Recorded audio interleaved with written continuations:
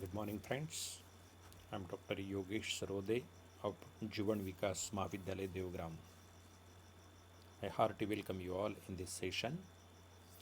Today, we will learn about the poem prescribed to be a part 1, that is to Autumn, composed by one of the great romantic poets, John Keats.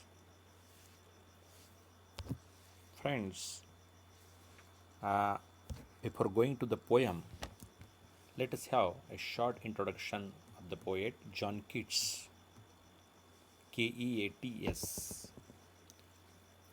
John Keats was born on 31st October 1795 and took his last breath on 23rd Feb 1821.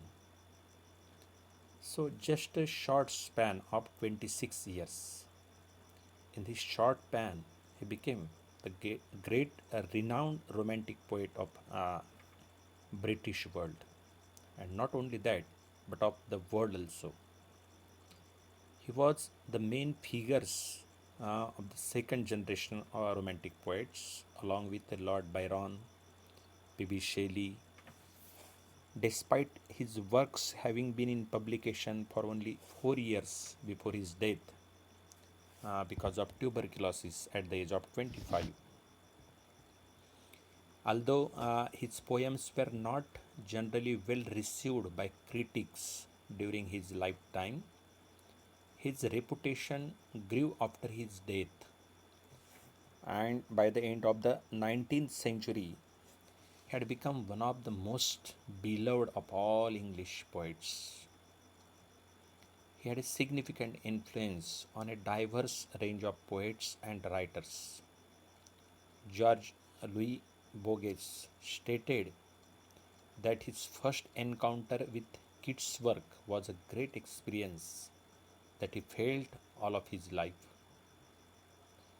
The poetry of Keats is characterized by style heavily loaded with sensualities, most notably in the series of odes. This is a typical of romantic poets, as they aimed to accentuate extreme emotion through an emphasis on natural imagery. Today, his poems and letters are some of the most popular and most analyzed in English literature. Some of his most acclaimed works are Ode to Nightingale, Sleep and Poetry, and the famous sonnet on first looking into Chapman's Homer. So, this is what is about John Keats. One thing about John Keats is he lived a very short life. Now, let us see the theme of the poem, To Autumn. So, in this poem, we find uh, a richness and natural bounty of the autumn season. Autumn, one of the very interesting seasons.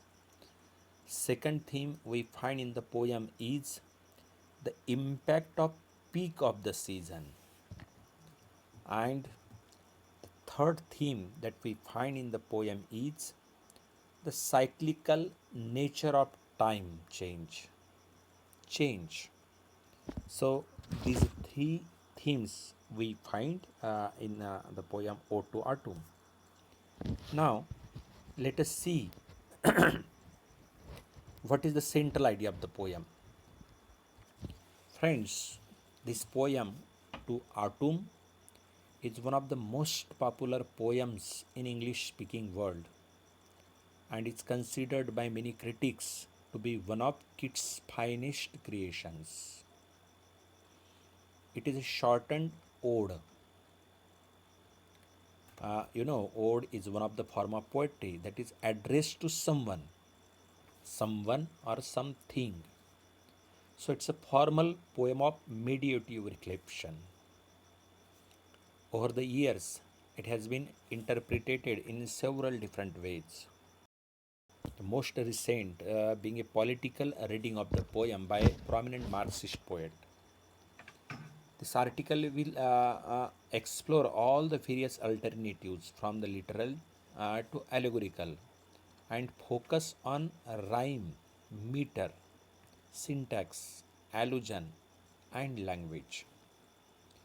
So, suffice to say that despite these alternative approaches, the poem has retained its reputation as a masterpiece of form and content and elicits positive reaction wherever it is read.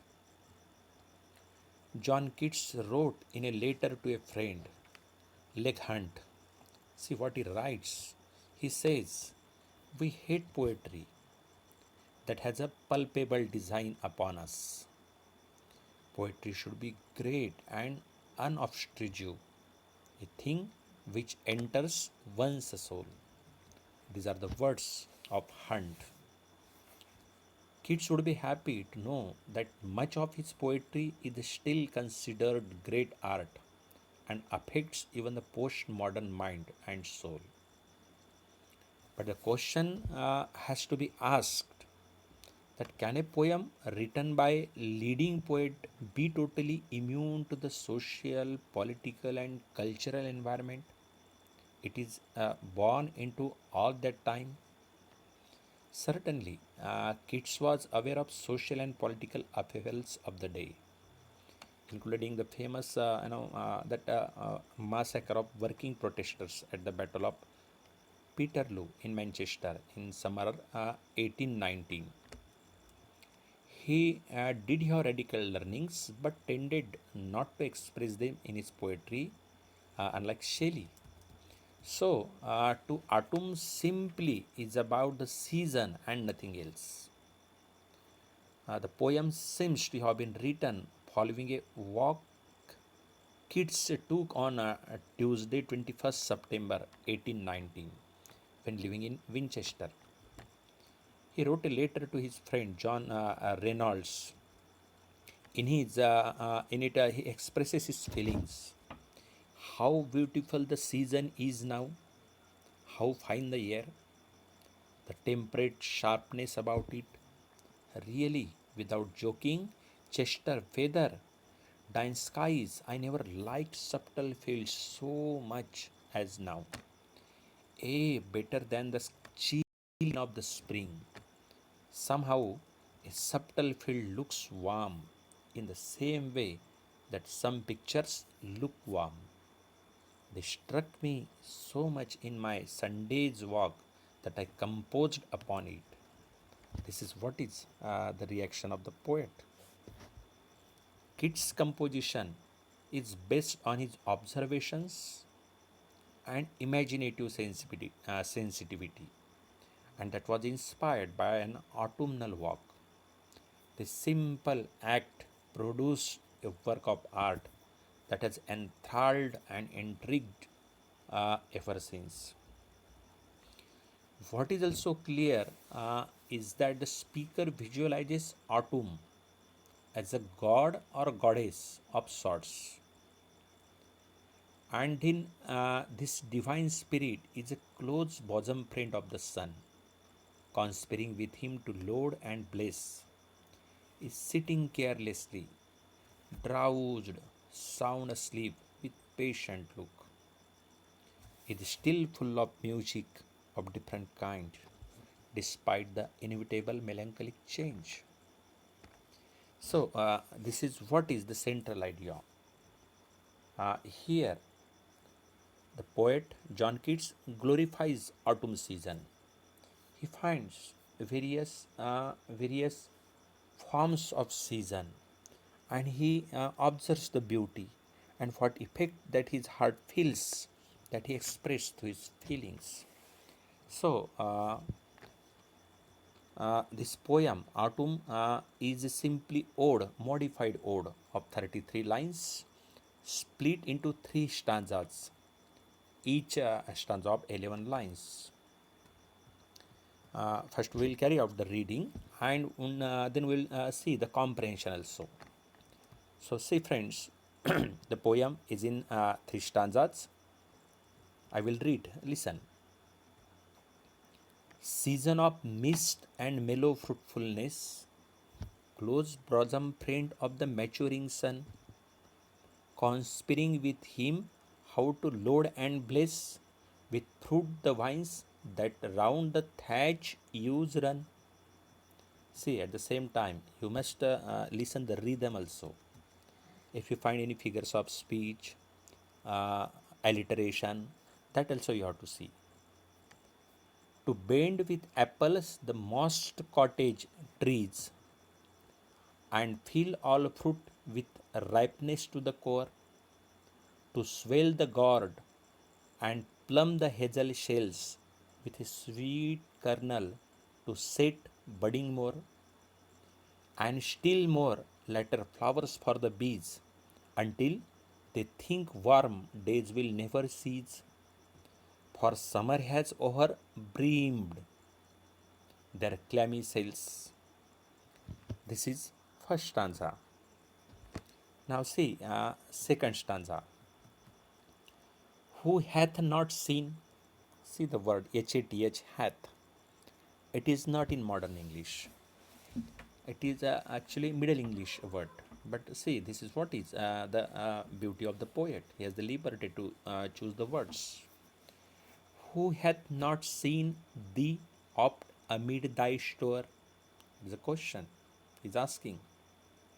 Sometimes, see, it is not that question is always asked to get answer.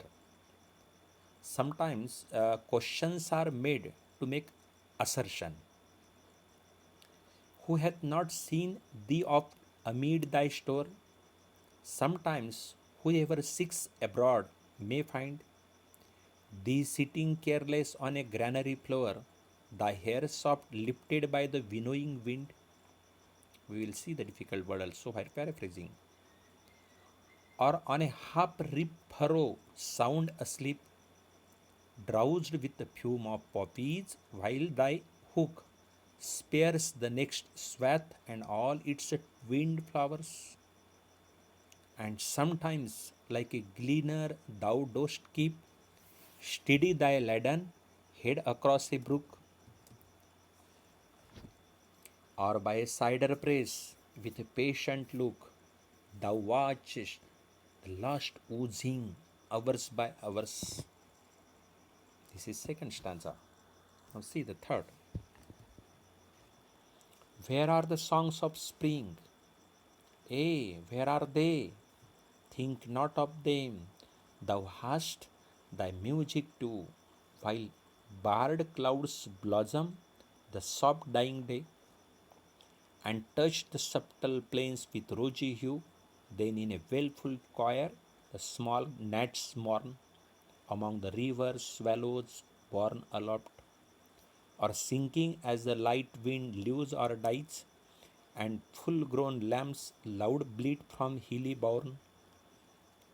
Hedge crickets sing, and now with the treble sop, the red-breast whistles from a garden cropped, and gathering swallows twitter in the skies. And here in this poem. So, friends, this is what is a reading part of the poem. Now, see, you will find a number of difficult words because most of them are from Middle English. So, we'll carry out the paraphrasing to understand the clear meaning stanza wise. See, first stanza. Season of mist. Now, it means a rain in very fine drops. And mellow.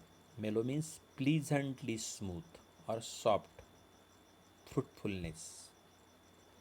A season of mist means a rain in very fine drops and pleasantly smooth fruitfulness. Close blossom friend, that means intimate, of the maturing. Maturing means implying the sun is high in the sky. Third line. Conspiring means making a secret plan. With him, how to load. means how to make heavy and bless.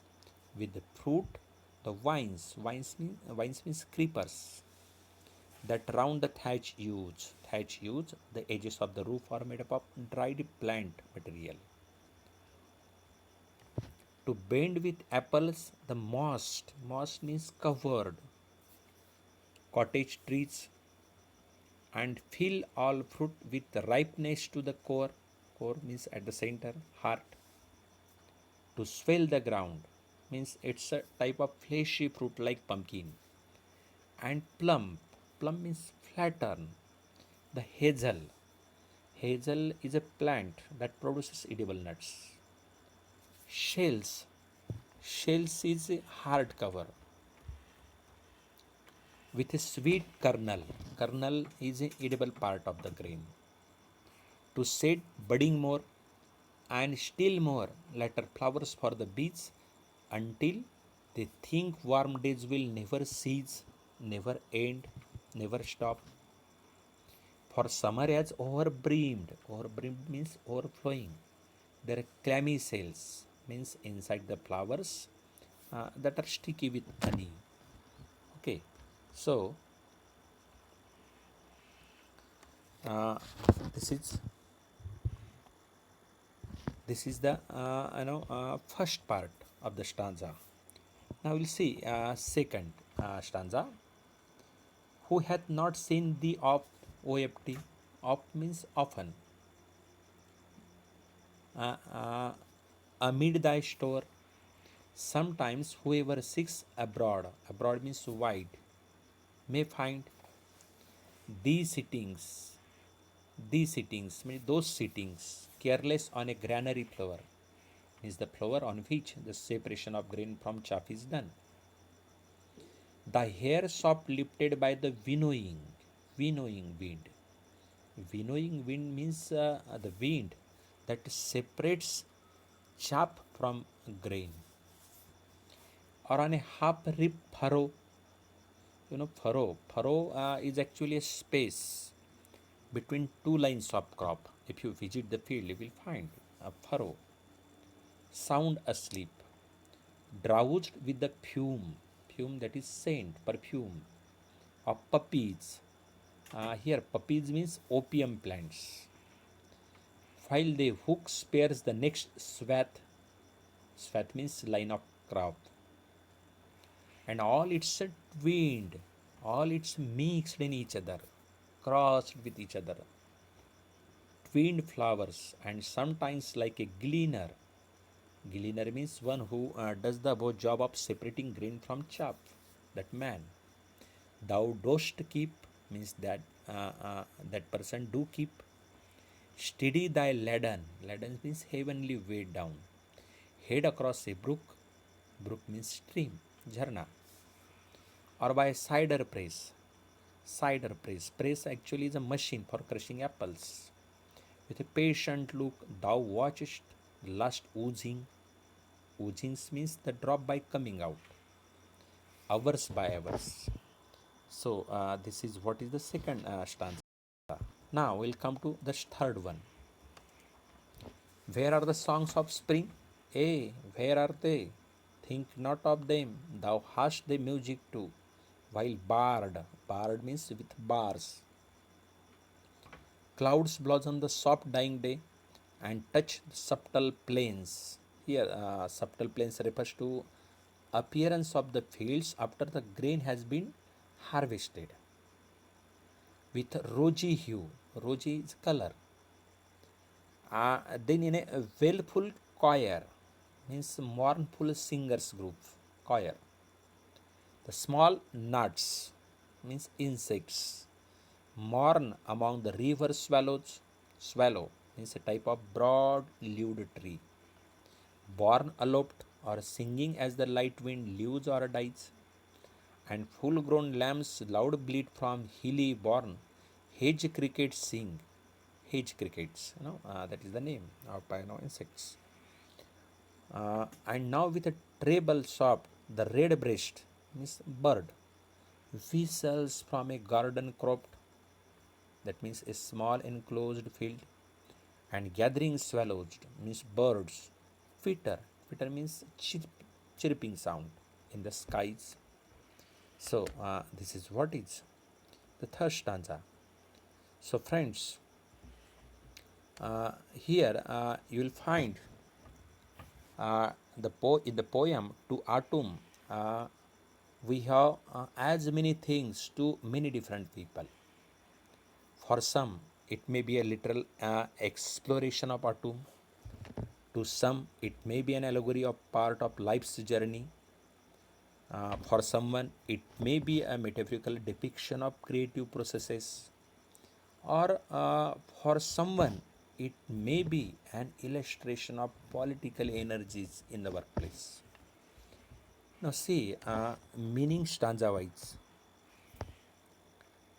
In the first stanza, there is no doubt that the personification is at work in this wonderfully balanced ode. From the first three lines, it is crystal clear that the sun, which is a male symbol associated with Apollo, the Greek god, see, this is a mythology attached here, it's conspiring with the partner, who is a close blossom friend of the opposite sex. This female could be Demeter, the Greek goddess of agriculture and natural fertility. They combine their energies to load, bless, bend, fill, swell, and set all the flora. Harvest time has arrived, and there is a bounty secretly produced by these spiritual, powerful spirits. Note the sensuous language, the soft consonants enhancing yum, yach, and yup. The contrasting short and long vowels reflecting the tension at work as the whole uh, plant world comes to fruition. The first stanza is one long sentence taking in a cosmic sun and microcosmic bee and cell, building into a heaped and humming climax. Onomatopoeia filling the last line. Now, in the second stanza, you will find that after all the hard work through the late summer months, that comes the question, a direct question based again on imaginative sensitivity. Perhaps this female spirit, this goddess, near exhaustion, now relax, even sleeps. Status has been reached. The speaker suggests that here her hair is soft lifted by winnowing wind, an alternative onomatopoeic line that conjures up whistling or the whinny of horses. This female spirit overlooks various aspects of the harvest. Now that the reaping, threshing, and gleaning has finished, she takes her time as the apple juice ferments. Note the language. Slow feel of the last line, line number 22, with its slow, long vowels, almost an adagio. Now, if we come to third stanza, you find the second and third questions appear, asking about the inspirational music of spring. But that enlivening season and it's a song have gone, replaced by more somber music. Think not of them, is the speaker reassuring the female spirit that autumn too has a valid role to play in the cycle of life. There is no returning back to clock. The language of lines, line number 25 to 29, speaks for itself. Soft dying day, wailful, morn, sinking, dies, things are coming to an end, and the atmosphere is one almost of lament.